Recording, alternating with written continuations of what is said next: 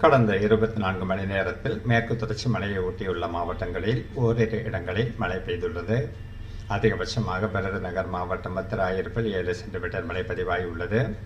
அதிகபட்ச வெப்பநிலை பெரும்பாலான இடங்களில் இயல்பாகவும் ஒரு சில பகுதிகளில் இயல்பை விட சற்று குறைவாகவும் பதிவாகியுள்ளது.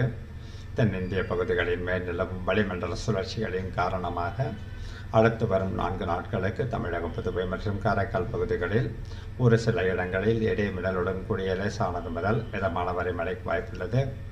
கனமழையை பொறுத்தவரை இன்றும் நாளையும் நீலகிரி முதல் திருநெல்வேலி வரையிலான மேற்கு தொடர்ச்சி மலை மாவட்டங்கள் மற்றும் மதுரை, சிவகங்கை உள்ளிட்ட தென் மாவட்டங்களில் ஓரிரு இடங்களிலும், 4ஆம் தேதியன்று நீலகிரி முதல் கன்னியாகுமரி வரையிலான மேற்கு தொடர்ச்சி மலை மாவட்டங்கள் மற்றும் அதனை ஒட்டியுள்ள மாவட்டங்களில் ஓரிரு இடங்களிலும் கனமழைக்கு வாய்ப்புள்ளது.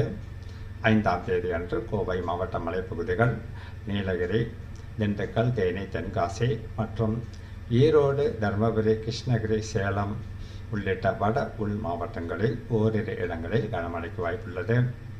அதிகபட்ச வெப்பநிலை அடுத்து வரும் 4 நாட்களுக்கு பொதுவாக இயல்பாகவும் ஒரு சில பகுதிகளில் இயல்பை விட சற்று குறைவாகவும் பதிவாக வாய்ப்புள்ளது. சென்னை மற்றும் புறநகர் பகுதிகளை பொறுத்தவரை அடுத்த 24 மணி நேரத்திற்கு வானம் ஓரளவு மேகமூட்டத்துடன் காணப்படும். நகரின் ஒரு சில பகுதிகளில் லேசான மழைக்கு வாய்ப்புள்ளது.